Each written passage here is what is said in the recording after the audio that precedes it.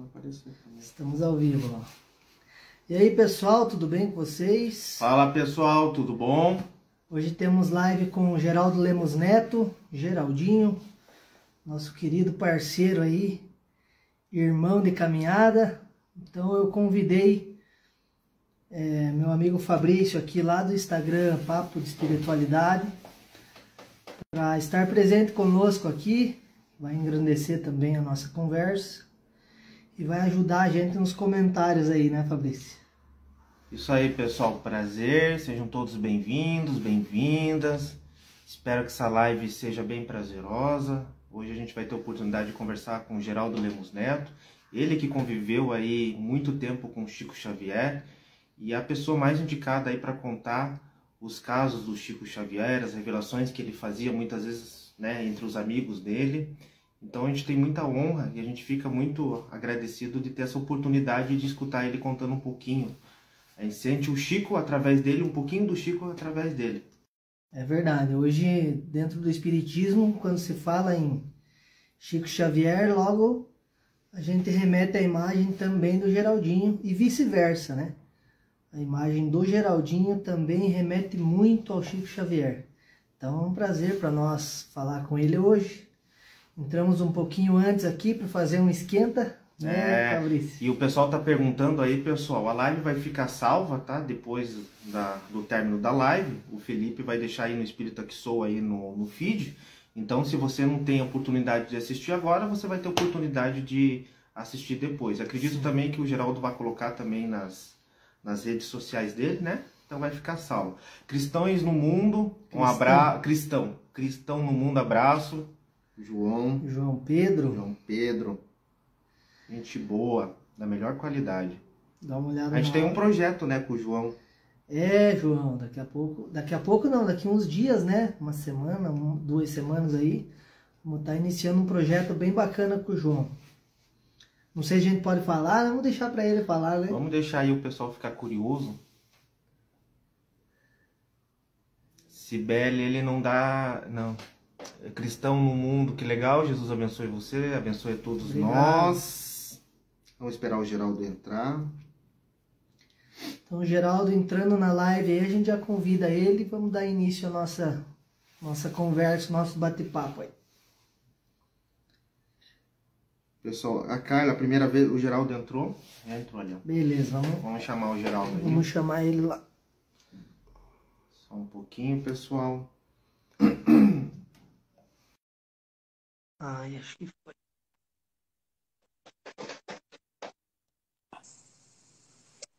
Olá! Oi, pessoal. Tudo bem? Oi, Geraldo, tudo bom? Tudo jóia, e você? Vamos enquadrar melhor aqui, ó. Vamos ver se ficou bom agora. Melhorou mais. Ficou ótimo. Tudo bem, Geraldinho? Tudo bem, como vão? Tudo tranquilo. Tomei a liberdade de convidar o Fabrício lá, que é do Papo de Espiritualidade, participar com a gente aqui. E aí, Fabrício, tudo bem? Não podia perder a oportunidade, não é todo dia que a gente tem o Geraldo Lemos Neto conversando com a gente. Geraldinho, primeiramente eu queria até agradecer por você ter aceito o convite, por ter aberto um espacinho aí para a gente na sua agenda. A gente entende que é bem corrido, você é um cara requisitado aí no meio espírita, então um prazer para nós, uma honra enorme estar falando com você aqui hoje.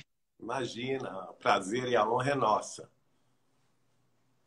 Eu vou falar um pouquinho do currículo aqui do Geraldo Lemos Neto, pessoal, para quem não conhece ele passar a conhecer. Eu já vou comunicar que em diversos momentos eu vou estar olhando para baixo, tá, pessoal? Porque eu estou assessorando os irmãos aqui nos comentários, tá? Então, muita gente tem dúvida ao decorrer da live nos comentários, eu vou estar fazendo esse trabalho meio que de broadcast. Então, o Geraldo Lemos Neto é diretor da Casa de Chico Xavier de Pedro Leopoldo, do portal e da TV Saber Espiritismo e do Grupo Espírita Saber Amar de Belo Horizonte. Ele é médium psicógrafo, escritor, palestrante do Espiritismo e editor da Vinha de Luz Editora. É isso aí. Só um irmão do Geraldo, nada mais. Muito obrigado. Geraldo, para o pessoal entender, a gente queria que você contasse um pouquinho como que você conheceu o Chico Xavier, como se deu essa proximidade com o Chico Xavier. Bom, a minha família materna é da cidade de Pedro Leopoldo, que é a cidade natal de Chico Xavier. Minha avó foi colega dele no grupo escolar, as famílias eram muito amigas, então eu, desde criança, ouvia muitos casos da família Machado de Pedro Leopoldo sobre a bondade do Chico, sobre como se processava também as revelações mediúnicas, a psicografia, a vidência, as orientações espirituais que o Chico dava para os meus familiares, né? Principalmente ligados aí a essa família Machado. Então, minha avó, meus tios, avós, tias, avós, primos de minha mãe. E a partir daí eu fiquei, assim, desde criança, muito ligado, né, nessa figura diferente que eu queria conhecer e queria participar de alguma coisa que ele tivesse presente. Quando Você, você nessa época, desculpa te cortar, Geraldo, mas aproveitando o gancho, nessa época você já era adepto do espiritismo? Não, nessa época não. A família Machado é toda espírita. Mas a minha mãe, ela não tinha religião definida. Ela não tinha participação em nenhuma escola religiosa. E meu pai era muito católico. Meu pai era de outra cidade, e a família Lemos, muito católica. E nós em casa não tivemos educação religiosa de forma alguma, nem católica, nem espírita, nem coisa nenhuma. Então, mas nos eventos da família eu ouvia aqueles casos e me interessava, né? E duas pessoas foram muito importantes para mim. O meu tio Gilberto Santos, irmão de minha mãe, que todo sábado passava lá em casa, lanchava lá e falava do Chico, do Espiritismo.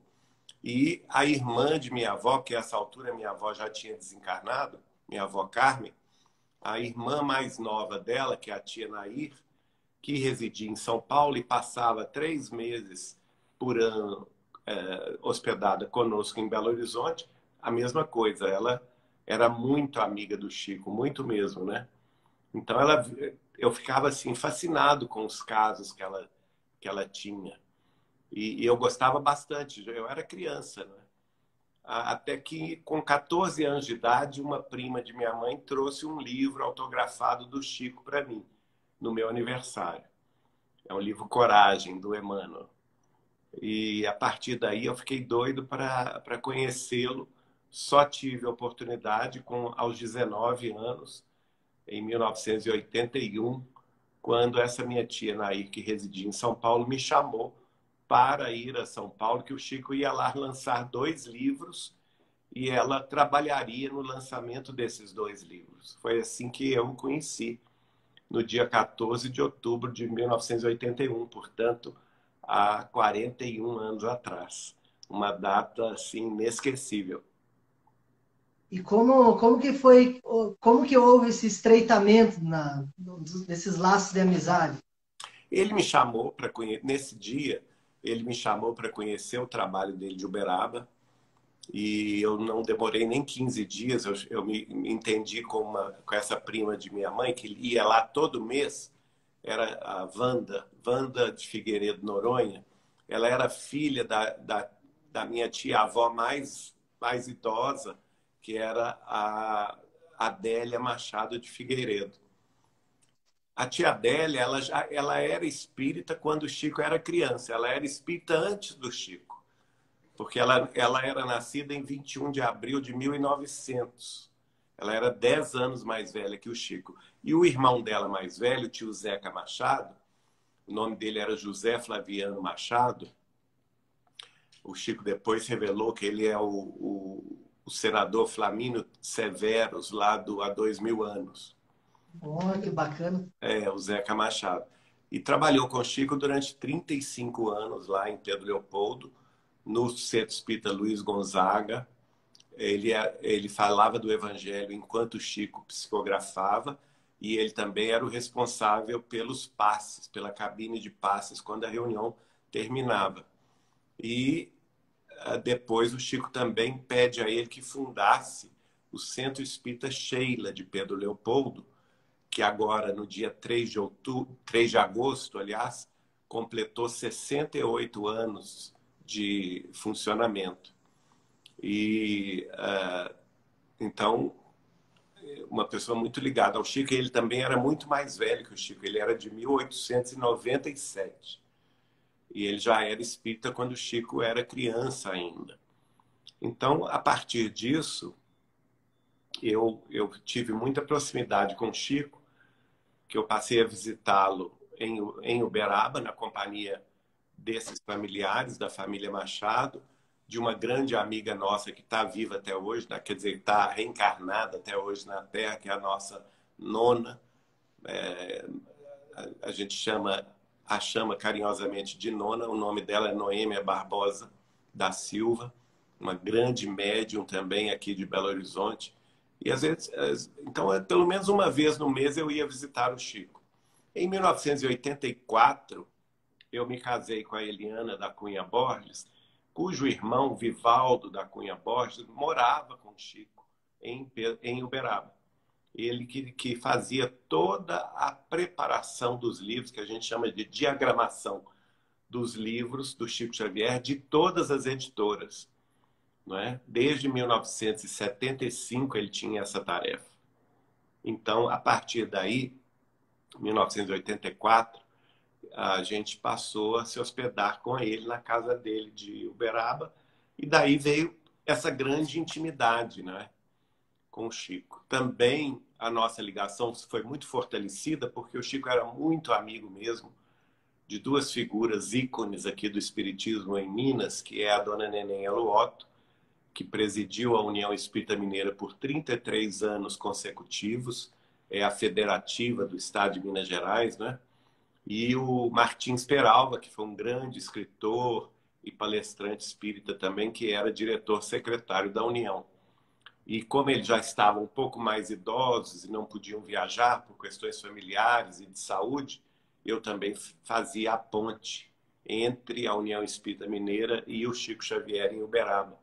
Então, pelo menos uma ou duas vezes por mês eu ia a Uberaba e ficava hospedado com ele.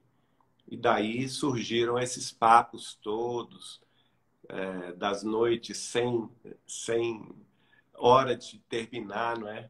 Aquelas madrugadas deliciosas conversando com o Chico. E o Chico era uma pessoa muito alegre, sabe, gente? Muito alegre. Ele tinha muita alegria de viver. Ele tinha um bom humor extraordinário. Então, mesmo os casos tristes que ele viveu, da sua própria biografia, não é, que todos nós conhecemos, quando ele contava com graça.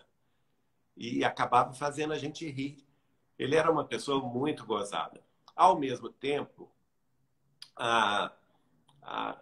assim, a presença de espírito dele era extraordinária.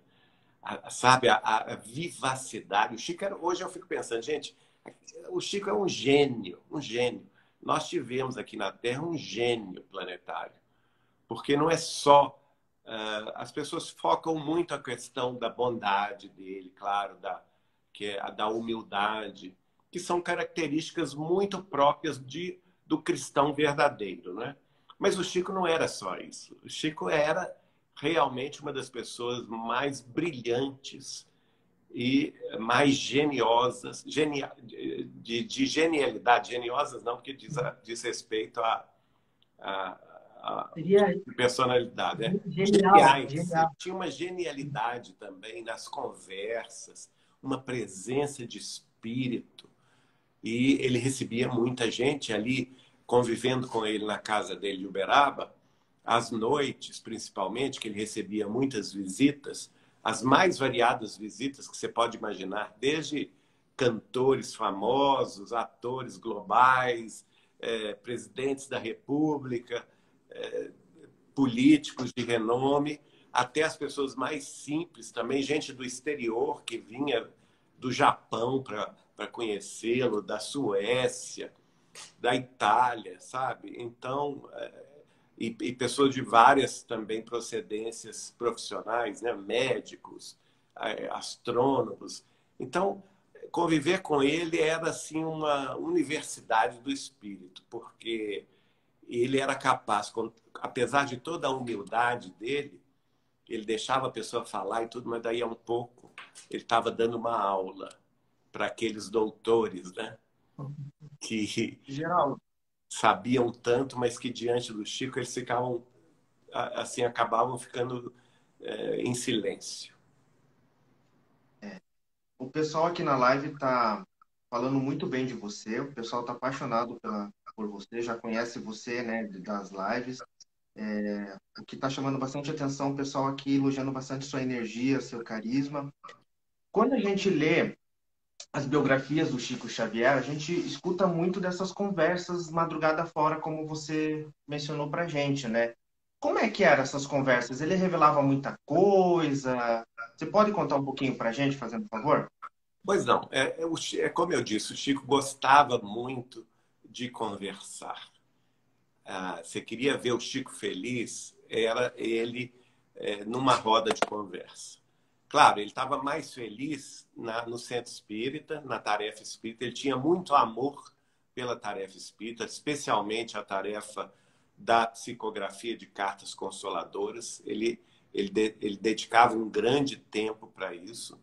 Também ele tinha muito amor nas tarefas de caridade, que era sábado à tarde, em Uberaba. Na época que eu o conheci, em 1981, já era a Vila do Pássaro Preto, não era mais o Abacateiro. Mas na casa dele, na intimidade dele, que ele recebia muitas visitas também, ele estava feliz no meio do povo, conversando. E eu particularmente, eu não ficava ali, eu acho que talvez por isso ele gostava tanto da minha companhia, porque eu não ficava ali perguntando, sabe? Aquela pessoa, aquele repórter, perguntando isso e aquilo. Não, eu estava ali como um familiar, porque na realidade eu era um familiar, né? Eu era casado com a Eliana, irmã do Vivaldo, que morava com ele. E a gente tinha uma convivência familiar. Ele com minha sogra, ele gostava muito da minha sogra, a dona Lourdes, do meu sogro, seu Salvador. Eles eram muito católicos, apostólicos, romanos, mas eles amavam Chico Xavier, né? Respeitavam muito Chico Xavier. Tinha casos hilários deles com o Chico, que depois, se der tempo, até eu posso contar algum caso. Claro. E a convivência dele com a família do Vivaldo era muito próxima, né? Muito carinhosa também. O Chico fazia questão de fazer aniversário de cada um. Então, era uma convivência, assim, muito gostosa. E à noite, principalmente depois das 7 da noite, que era a hora do lanche da noite, a gente ali, como toda casa mineira, né? É o café com leite, é o pão de queijo, o doce também, que o Chico era doceiro, viu, gente? Ele gostava de um doce em calda, que era uma coisa maravilhosa. Doce de leite também, ele gostava demais, com queijo, né? Não podia ser diferente, mineiro como ele era. E ali, Reencarnou no lugar certo. exato. E aí a gente começava a bater papo, mas era sem nenhuma. A gente deixava, eu, por exemplo, eu deixava que ele conduzisse a conversa. E eu acho que por isso que ele gostava tanto de conversar comigo, porque eu não ficava ali perguntando isso e aquilo. Mas, claro que no desenvolver da conversa surgiam os assuntos palpitantes. E era impressionante a gente ver a capacidade cultural e intelectual do Chico Xavier. Ele dava um baile, assim. Por isso que eu digo, as pessoas não têm noção da pessoa que ele era, do ser que ele era, Chico Xavier. Por isso que eu digo, ele era um gênio em todos os assuntos. Ele entendia de música erudita, ele entendia de astronomia, ele entendia de medicina, ele entendia, claro, não podia ser diferente, todos os assuntos relativos à doutrina espírita. Ele entendia profundamente do Evangelho, ele falava de Jesus, ele se emocionava até às lágrimas. Ele falava de Maria, as lágrimas corriam pelo rosto dele. Tal era o amor com o qual ele se expressava. E esse amor é que nos tocava, porque eu, por exemplo, que não tive educação religiosa nenhuma em casa, veja bem, eu estava fadado a ser um agnóstico ou então mesmo um ateu do mundo, né? Se não fosse Chico Xavier e a família Machado, que me levou até ele, provavelmente seria mais um agnóstico aí solto pelo mundo, mais ligado ao materialismo do que à espiritualidade. E o Chico me salvou com isso, porque ele trouxe Jesus tão perto, né? Trouxe Maria Santíssima, aquelas figuras extraordinárias do cristianismo primitivo, das quais ele falava com, hoje eu entendo, até porque na época eu não entendia, com uma certa intimidade. E depois também ele falava muito da época de Kardec, né? E a gente sabe que ele foi Kardec porque ele próprio assumiu isso para nós em 1992, em março. Aliás, um pouco antes, em janeiro, ele mandou o livro Kardec Prossegue, do Adelino da Silveira, autografado para mim e para Eliana. Em março, depois das férias de fevereiro, eu fui estar com ele. E ele, então, em conversa particular comigo e com a Eliana, assumiu para mim que era Kardec, de fato, né? Então, ele falava de Kardec também com essa intimidade. Ele contava detalhes sobre a rotina de Allan Kardec, o tanto que Allan Kardec gostava, e a gente não vê isso nas biografias, né? Gostava da cultura francesa da época, da música. Kardec, por Você exemplo. acha que você acha que ele teve? Eu acredito que com certeza ele teve acesso a isso, né? Não, tinha perfeitamente. Né? Inclusive, nessa data, ele vai confessar para mim que ele guardava integralmente na memória dele, desde quando ele tinha 5 anos de idade, olha, uma criança, ele guardava integralmente na memória todas as páginas do Evangelho segundo o Espiritismo. Ora, como isso é possível? Né? Uma Imagina. criança de 5 anos, em Pedro Leopoldo, de uma família católica. A família dele era católica apostólica romana, mãe, pai, a missa, né? Ele teve uma educação católica. Como que ele, com 5 anos de idade, ia se lembrar, segundo ele próprio me disse, integralmente na memória todas as páginas do Evangelho segundo o Espiritismo? Então é inquestionável isso, né? E a intimidade com que ele contava sobre a vida de Kardec, coisas, por exemplo, que ele falava que aconteceu com Kardec, com Amélie Boudet, a esposa de Kardec, e coisas que ele contava também da época pós-Kardec, quando Kardec desencarnou, e que aconteceu com o Espiritismo na França.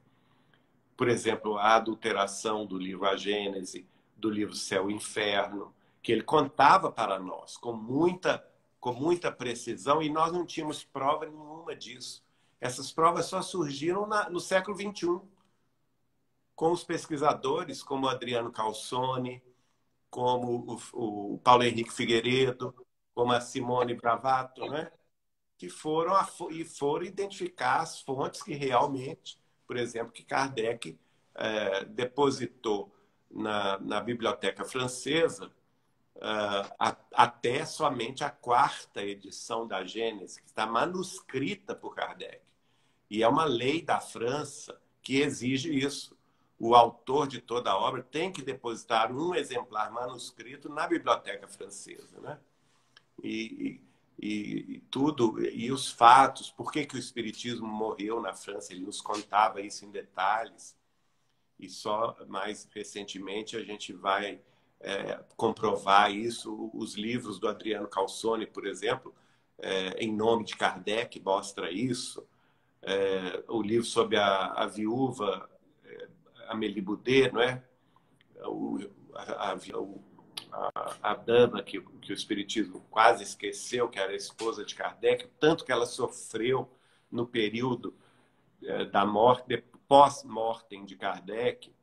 Enfim, muitos detalhes. A ligação dele extraordinária de amizade com uma personalidade muito controversa na época, que era uma teatróloga e jornalista francesa que tinha assumido, imaginem vocês, em pleno século XIX, né, ela tinha tido... O Chico me conta em detalhes a vida dela, detalhes de intimidade, né?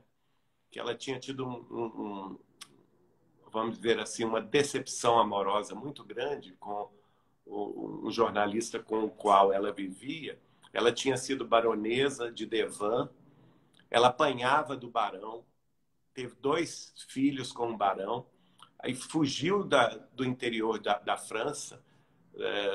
Ela era chamada baronesa de Devan, né? Ela fugiu. Imagina uma mulher fugir de casa do barão, ela era baronesa, deixar os 2 filhos com o barão naquela época. Imagina o tanto que isso não chocou a sociedade francesa, né? Foi para a França e viveu como empregada doméstica, em subemprego, para sobreviver. Conheceu um jornalista, que era o Georges Sandeau, e se apaixonou por ele. Eles viveram juntos. Aí depois o Chico vai dizer que ela surpreende o jornalista na cama com a lavadeira, na própria cama, né? Ela se decepciona tanto que ela decide nunca mais ter relacionamento com homens e a partir daí vai se relacionar com mulheres e assume abertamente que era lésbica. Imagina, em metade do século XIX. E aí ela se torna, naturalmente, uma pessoa controversa. Mas ela atinge a fama se travestindo de homem e assumindo uma personalidade, que é George Sand, como se fosse homem, que se torna um jornalista muito conhecido em toda Paris, né? E a partir daí ela se torna também teatróloga das mais famosas. Ela vai ser a companheira também depois do compositor polonês Frédéric Chopin. E depois de ter já o reconhecimento da sua posição cultural na França, né? A casa dela, o apartamento onde ela residia com Chopin em Paris, vai se tornar um grande foco de cultura da Paris de todas as luzes do século XIX, onde ela realizava saraus musicais, litero-musicais, com poetas, com compositores como Brahms, como Liszt, né, que iam, Chopin, obviamente, que residia com ela, também filósofos. Ela era grande amiga de Kardec. Kardec e Amélie Boudet iam a esses saraus todo sábado, olha só, conviviam com ela, né? E quando Kardec lança o Livro dos Espíritos, encontra-se com ela, eu citei esse encontro que o Chico me relatou, no Bois de Boulogne, em Paris, logo no dia que Kardec recebe o primeiro exemplar do Livro dos Espíritos. E ele fica tão entusiasmado, ele estava na carruagem, voltando da gráfica, com o primeiro exemplar na mão, exatamente um dia antes de lançá-lo, no dia 18 de abril de 1857. E ele vê a George Sand andando, caminhando pelo Bois de Boulogne, a pé. Então ele pede ao carroceiro que pare a carruagem, desce, cumprimenta, e ela também efusivamente o cumprimenta, e ele dá a ela o primeiro exemplar do Livro dos Espíritos. E fala com ela, a senhora poderia, por gentileza, escrever, porque ela, a essa altura, já era de grande fama, não é? Eu gostaria muito que a senhora escrevesse um artigo sobre esse livro. E aí ele vai me contar o seguinte, que a humildade dela foi tão grande que ela, depois de ler o livro, ela se convence daquela realidade toda, do fenômeno espírita, da reencarnação, de tudo, né? Da sobrevivência do espírito após a morte, e fala com ele. Professor, ela o chamava de professor. Ela falou com ele, eu não vou escrever sobre esse livro, porque eu sou uma personalidade tão controversa que se eu escrever um artigo sobre ele e publicar esse artigo nos jornais de Paris, eu não vou ajudar a sua propagação, porque eu sou mal falada e tal, eu vou na realidade, eu vou atrapalhar a livre divulgação desse livro. Mas eu prometo ao senhor uma coisa.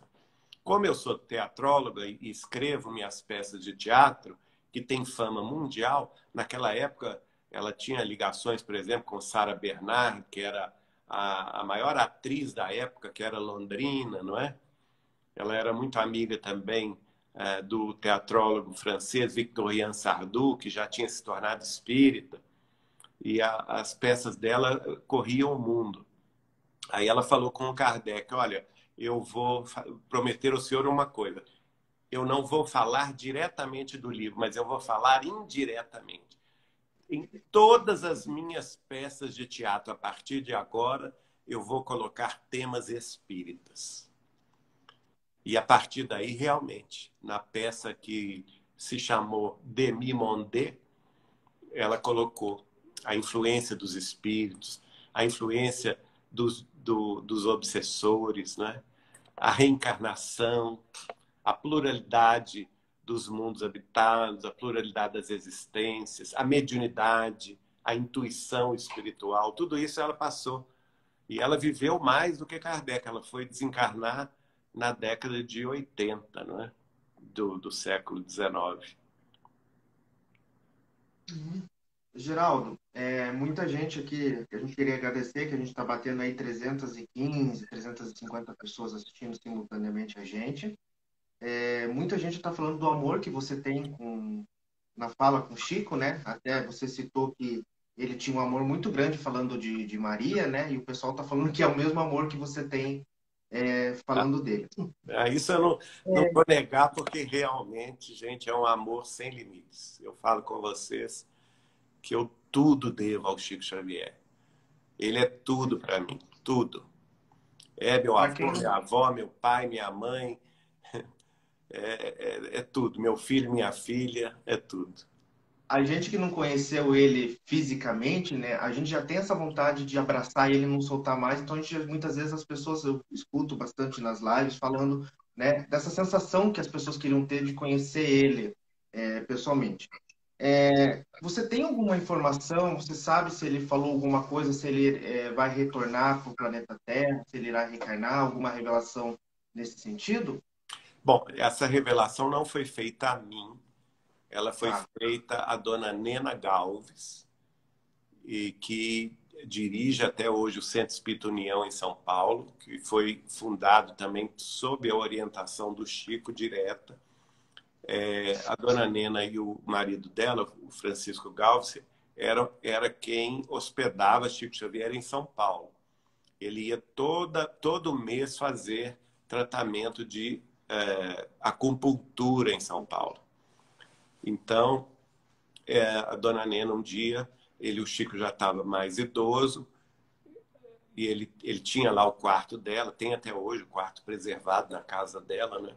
Então, ela desceu as escadas e encontrou o Chico já na mesa do café da manhã, de manhã cedo, chorando, assim, copiosamente. E ela então assustou, falou, gente, você está passando mal, Chico, o que está acontecendo? Isso ela mesma nos contou, a mim, ao John Harley, ao Oceano Vieira de Mello, lá no Congresso de Brasília, em 2010, que homenageou os 100 anos de Chico Xavier, né? Nós nos reunimos e ficamos batendo papo, e ela nos contou isso. Então, aí o Chico falou assim, não, Nena, não é nada disso, não preocupa com isso, não, que eu estou bem. Eu estou contrariado. Estou chorando porque eu estou contrariado. Mas por que, Chico, você está contrariado? Porque eu recebi agora há pouco um mensageiro do Senhor me dando uma resposta definitiva. Mas o que é essa resposta, Chico? O que você havia pedido a ele? Não, você sabe, Nena, ele falou, que eu e Emmanuel, nós fizemos um compromisso que Emmanuel vai voltar no início do século, ou no final deste século XX, ou no início do século XXI, e nós vamos, no mundo espiritual, guiá-lo pela psicografia, dentro da doutrina dos espíritos, e passaremos o século XXI nesta tarefa. Mas, ao final dessa tarefa, por volta do ano 2100, quando Emmanuel já estiver desencarnando na Terra, eu pedi a Jesus, nosso Senhor, que essa dobradinha se refizesse no Brasil.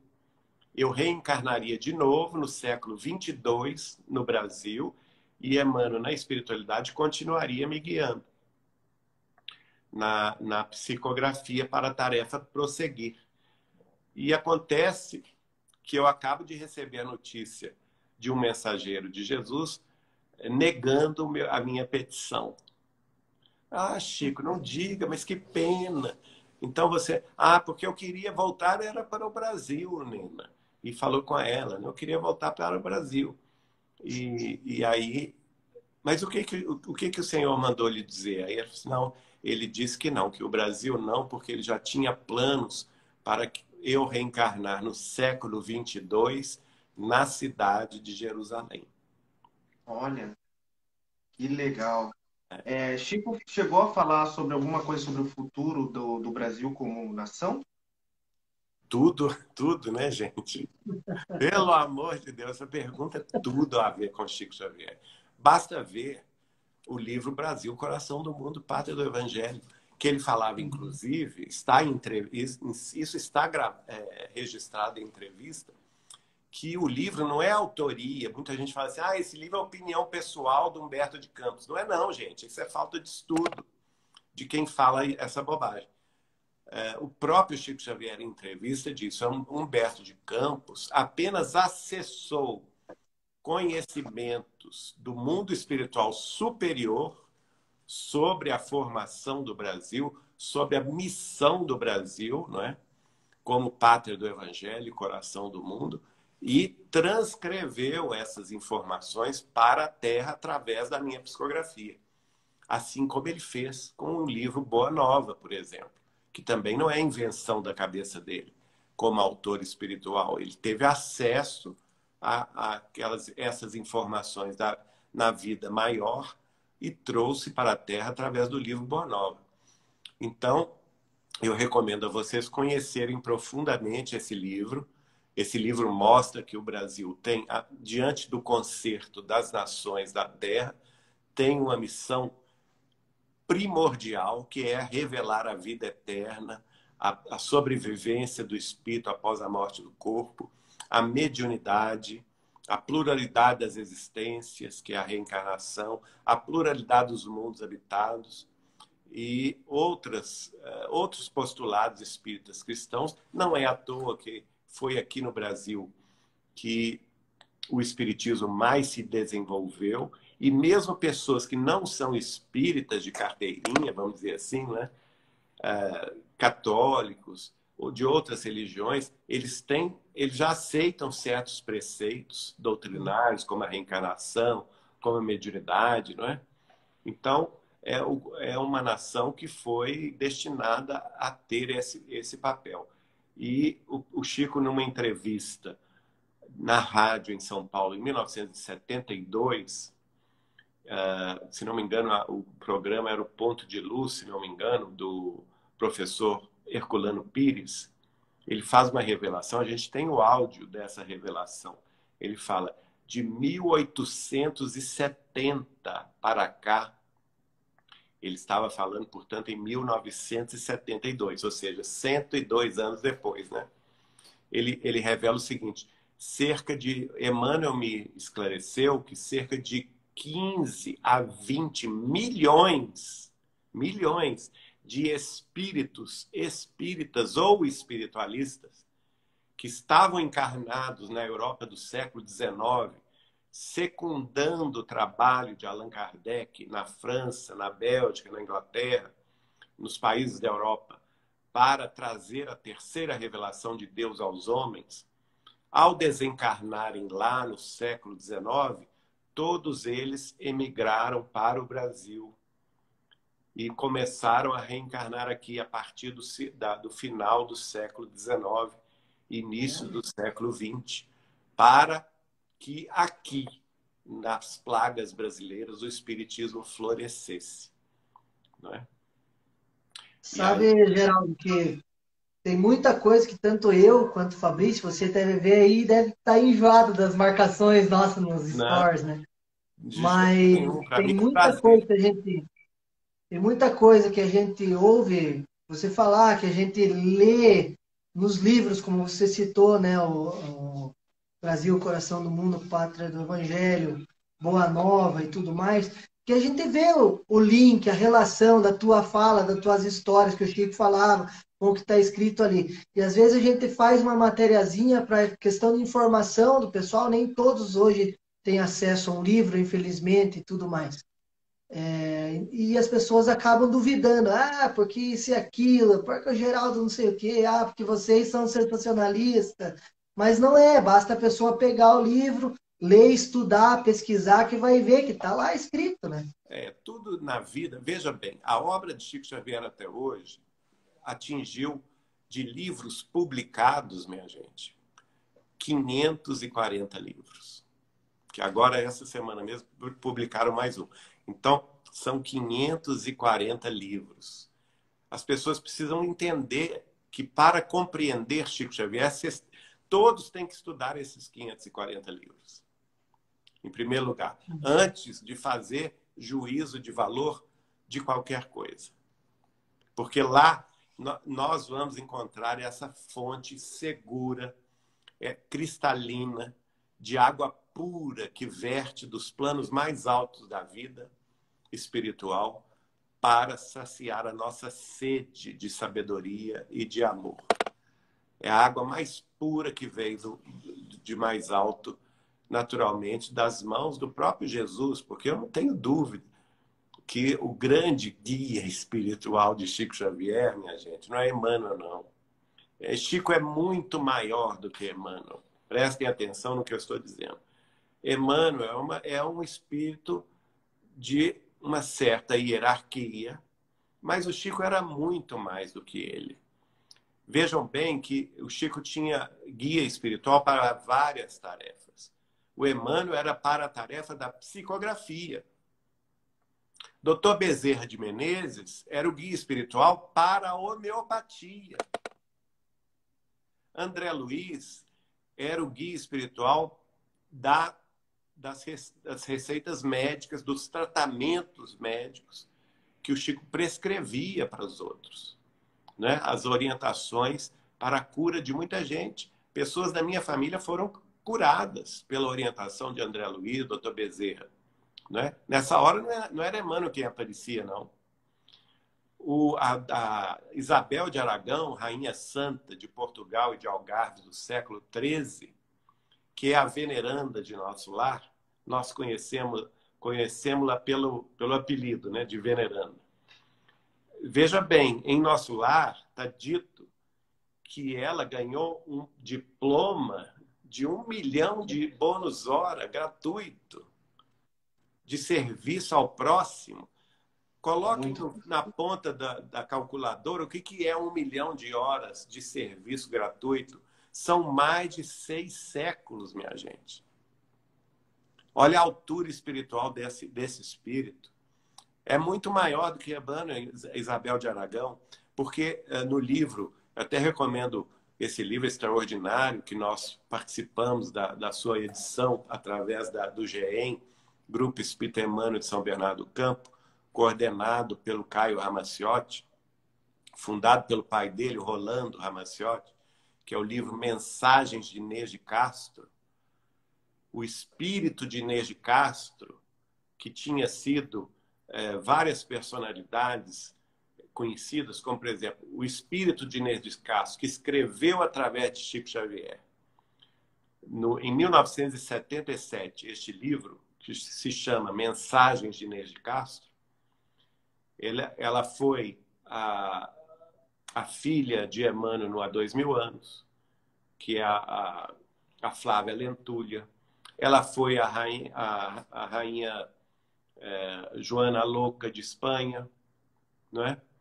Ela foi Inês de Castro, que era a esposa do Dom Pedro I de Portugal no século XIII, XIV. Foi assassinada pelo Dom Afonso IV de Portugal, que não queria que o filho se casasse com uma galega, né? Que ela era de procedência da Galícia.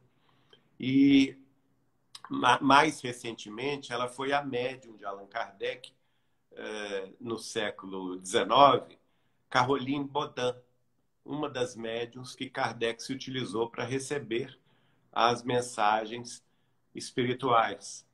E no mundo espiritual, no século XX, ela também estava com Chico Xavier, ligada a Isabel de Aragão, né? Que é a veneranda, cuidando do quê? Cuidando da tarefa do Chico na caridade.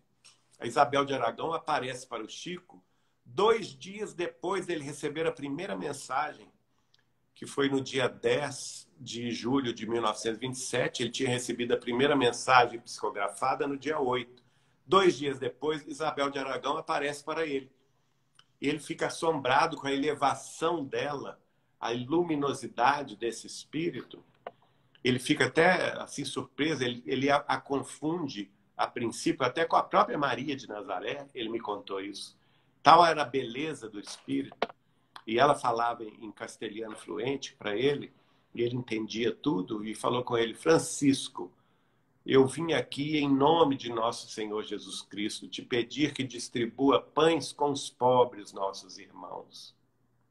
E ele fala com ela, com todo respeito: senhora, nós mal temos pães para alimentar os nossos. Porque a essa altura, a família dele, que era sustentada por ele tinha 3 empregos. 3 empregos, minha gente. Trabalhava o dia inteiro e a noite toda para ser arrimo dessa família de 17 integrantes. O pai doente, os cunhados e cunhadas, irmãos e irmãos desempregados e os sobrinhos para dar de comer. E a única pessoa que trabalhava era Chico Xavier. E ele fala com ela: nós mal temos pães para alimentar os nossos. Ela fala com ele: não se preocupe com isso. Os recursos e as pessoas nós enviaremos para você dar cabo ao serviço. E, de fato, ele chama a irmã dele, Dona Luísa, nessa noite, pergunta a ela: o que nós temos aí? Ela fala com ele: nós temos os pães dos meninos amanhã. Não, nós precisamos procurar o córrego, o rio aqui que passa em Pedro Leopoldo e distribuir com os pobres nossos irmãos. E eles fazem isso. Olha o desprendimento. E, de fato, nos próximos 75 anos, até o ano 2002, quando ele desencarnou, no dia 30 de junho, ele nunca parou essa tarefa. E nunca faltou a ele comida, cobertor, brinquedo para as crianças, roupa, remédio, né? Distribuições que ele fazia regularmente de Natal, Dia das Mães, Dia dos Pais, Dia das Crianças. Nunca faltou a ele, tanto em Pedro Leopoldo quanto em Uberaba. A hora que, no dia que ele não tinha nada, os meus familiares, por exemplo, o acompanhavam em Pedro Leopoldo. Meu tio Zeca Machado, o filho dele mais novo, que vai, inclusive, fazer esse testemunho no próximo Encontro Nacional dos Amigos de Chico Xavier e sua obra, que é o Zé Eustáquio Machado, né? Às vezes, o Chico falava: gente, nós não temos nada, então nós vamos levar bilha d'água. Enchia as bilhas d'água e levava água. Na hora que chegava lá, debaixo da ponte, onde os miseráveis residiam, hoje não existem mais em Pedro Leopoldo, mas naquela época existiam, parava lá um caminhão no alto da ponte. Cadê o seu Chico Xavier? Meu tio, por exemplo, ele presenciou isso. Eu estou atrás do seu Chico Xavier. Ah, está aqui embaixo. É aqui embaixo e tal. Quem que é o Chico? O Chico sou eu, meu amigo. Ah, eu estou chegando de São Paulo. O caminhão está cheio de mantimentos, cheio de comida. Onde que o senhor quer que eu entregue? É aqui mesmo, graças a Deus. E dizia que era a festa do povo, né? Interessante, né? Muito bom isso aí. O Chico, ele é tão, eu acho que ele é tão elevado que às vezes quando eu e o Felipe fazemos alguma publicação que ele vai retornar, o pessoal sempre fala que não acredita pelo fato de que ele é um espírito elevado, que ele não precisa. Realmente ele não precisa, mas por ele ser tão elevado, ele vem por amor à humanidade. É lógico.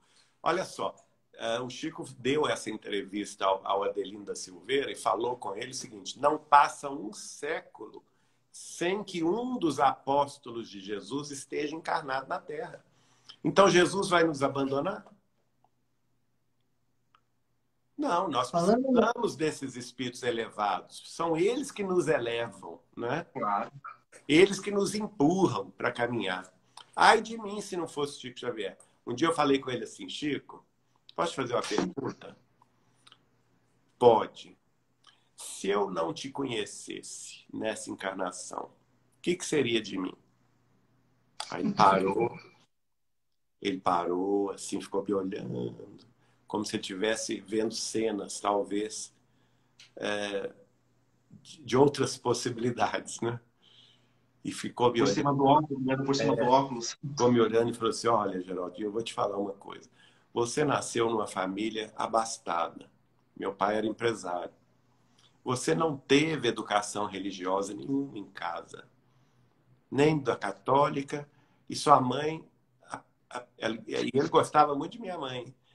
Sua mãe, embora de uma família muito espírita, ela era a única que não era espírita. Veja só onde eu vou nascer, né?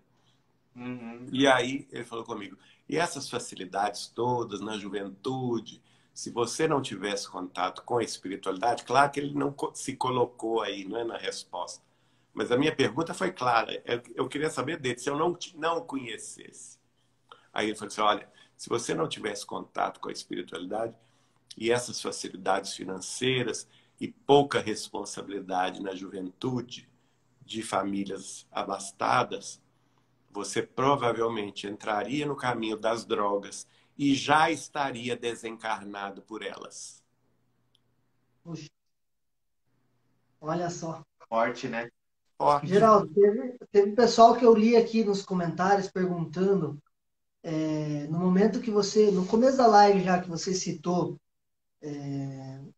a tua família, teus tios e tudo mais, quem eles foram em reencarnações passadas, o Chico comentou contigo. O Chico comentou alguma coisa, quem foi você numa reencarnação passada? Se você já convivia com o espírito Chico Xavier? Não, ele, na verdade, tem coisas que a gente não tem, assim, não tem razão de falar, não é? Mas eu só vou dizer uma coisa. Quando, certa ocasião, eu estava estudando, nessa época eu estudava para Ciências Econômicas, na PUC de Minas Gerais, e você sabe, economia você tem que ler muito. E eu trabalhava dia e noite, estudava, aliás, trabalhava de dia e de tarde, à noite eu estudava, e finais de semana, pelo menos 2 vezes no mês, estava em Uberaba. Então não tinha muito tempo de leitura. Às vezes tinha que ler de madrugada. E às vezes no domingo, assim, que a gente estava lá com o Chico, eu pedia licença a ele para estudar. Pegava meus livros e ficava estudando. E nesse dia foi um dos dias mais lindos da minha vida, da minha existência. Eu fiquei tão intertido assim com aquele estudo, que foram horas a fio, mais de 4 horas estudando, e o Chico sozinho na outra ponta da mesa. Eu numa ponta e ele na outra.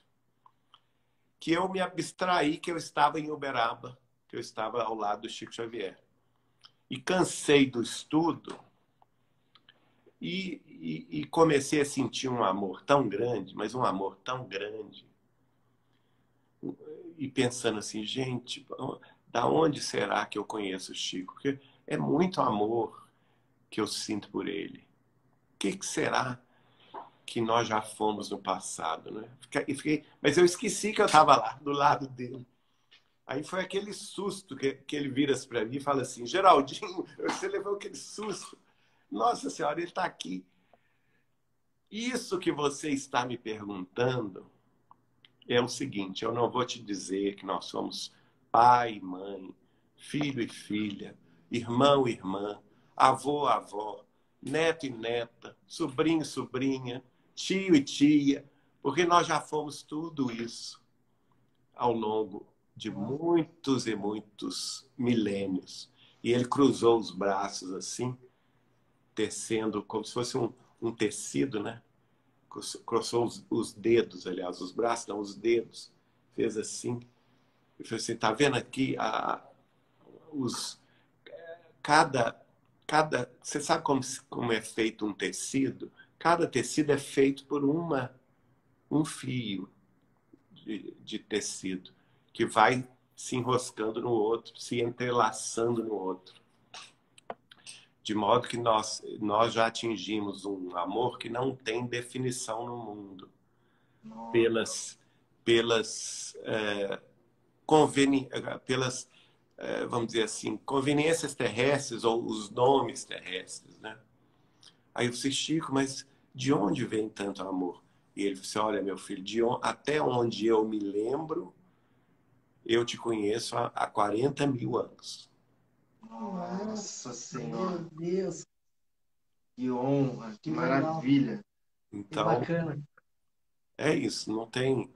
Agora, eu acho graça, assim, quem sou eu, né?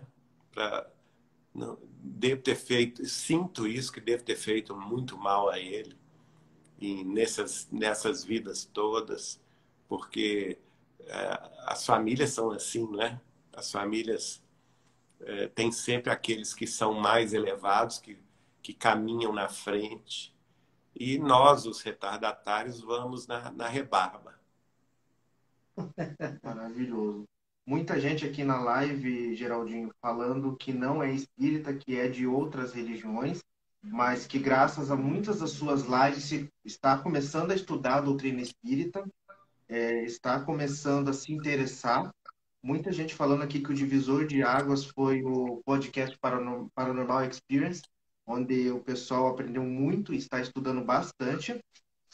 O pessoal aqui está declarando um amor gigantesco por você, da tua maneira, da tua doçura, da sua memória dos fatos com o Chico Xavier e, sobretudo, da tua humildade. A gente pode dizer, né, Felipe, que foi uma pessoa que, quando você ofereceu a live, foi uma pessoa muito humilde, né, com a gente. Sim. E eu gostaria de fazer uma pergunta, que a gente já está chegando a 1 hora de live, acho que você tem compromisso posteriormente, que perguntaram aqui se tem alguma pergunta que você queria fazer para o Chico Xavier e não conseguiu. Tem muitas. Primeiro, eu queria agradecer o carinho dessa gente boa que nos ouve, que nos assiste. Eu, sinceramente, não me sinto merecedor de tanto amor, tanto carinho que eu recebo. E eu tenho que hipotecar esse carinho ao nosso Chico, porque ele sim é merecedor de todas as nossas, vamos dizer assim, lembranças, toda a nossa gratidão e todo o nosso reconhecimento. Sem ele, gente, o caminho da Terra, o caminho do Espiritismo, o caminho do Brasil seria muito mais difícil, muito mais complicado. Eu acho que ele... A gente não estaria aqui também. Nós não estaríamos aqui, né? Falando. Eu me lembro quando ele, na década de 80, falou assim, Geraldinho, o que é multimídia? Sei lá, deve ser a reunião de várias mídias. Por que você está me perguntando isso? E ele, assim, sério, olhando para cima, como se estivesse conversando com os espíritos, falou assim, porque os espíritos estão me dizendo aqui que chegará o dia que a doutrina espírita será divulgada em multimídia. E esse dia chegou, não é? Então eu devo a vocês todos, né? Esse pessoal como vocês que trabalham, que fazem essas páginas lindas, que divulgam a doutrina com desinteresse, com amor no coração. Gente, isso me incentiva a prosseguir, né? O carinho que eu recebo de vocês é que me impulsiona também a não desanimar. Porque eu sou uma pessoa humana como vocês, como todo mundo. Tenho meus defeitos, minhas horas ruins, minhas lutas, minhas tristezas.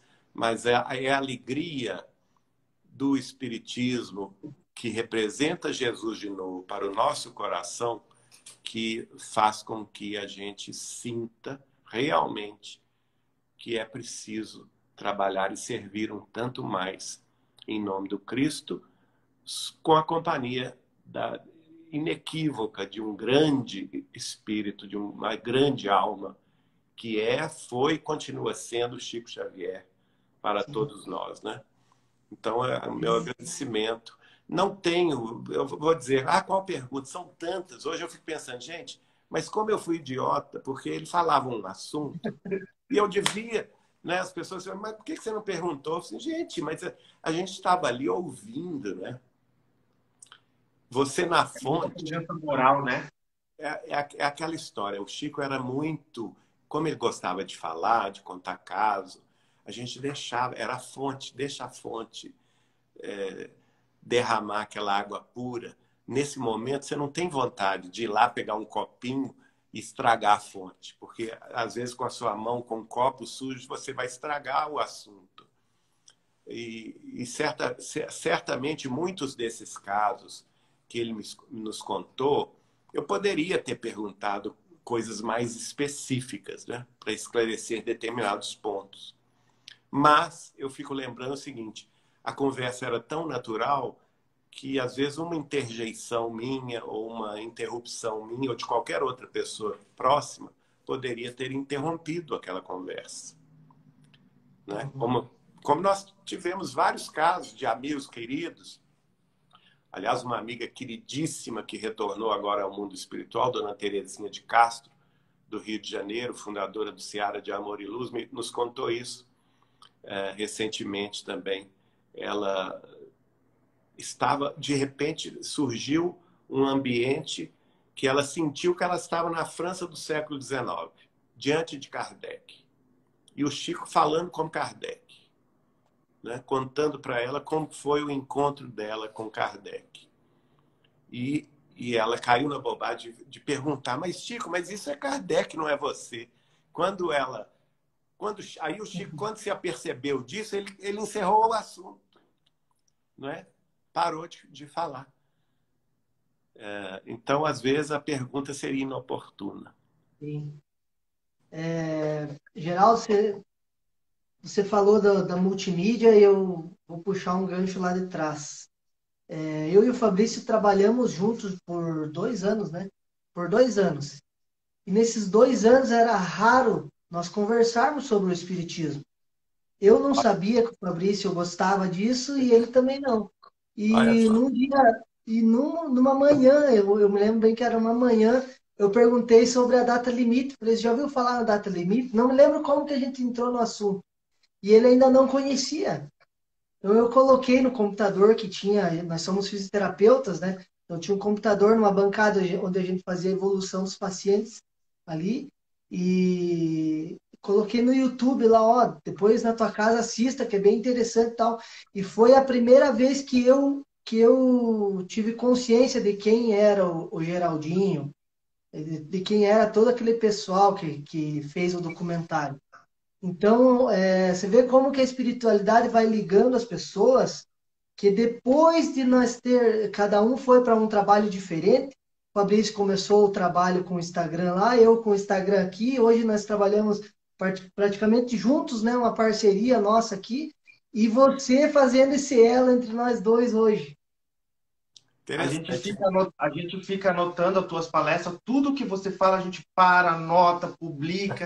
E é muito legal porque eu já contei isso no meu Instagram, né? Logo depois que o Felipe me apresentou o Data Limite, eu tive um desdobramento onde eu vi Chico, né, numa paisagem onde parecia um umbral, dando palestra para aqueles irmãos que estavam ali.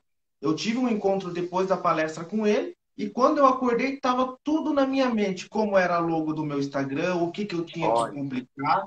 E o engraçado é que conversando com outros colegas do Instagram, todos tiveram algo parecido com o Chico. Então a gente acredita muito que Chico esteja também no mundo espiritual. ele foi a primeira pessoa a falar sobre o espiritismo em multimídia, gente. Isso na década de 80, há 35 anos atrás. Olha só. Então, eu não tenho dúvida que é ele que impulsiona isso. E outra coisa muito importante que ele sempre fez questão, e eu acho que a internet tem esse aspecto, que é o que, gente? É o espiritismo gratuito, para atingir diretamente o povo. Não precisa ter federação, não precisa ter censura de ninguém. O espiritismo, nós já somos maduros o suficiente para discernir. Não é? O Espiritismo inaugura para a era religiosa da humanidade a idade da razão. Né? A fé verdadeira é aquela que encara a razão frente a frente em todas as épocas da humanidade. O Espiritismo vem inaugurar isso.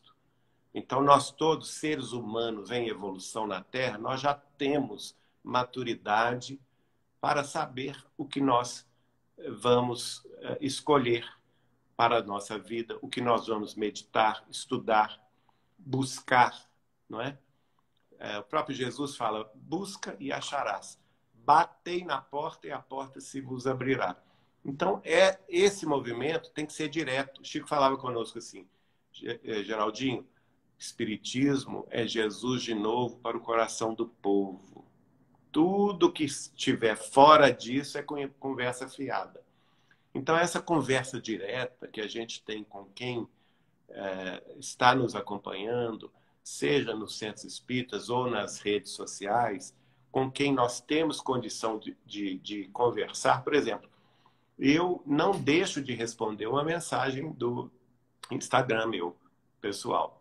Não deixo, porque eu me lembro do Chico. O Chico não deixava nenhuma carta sem resposta.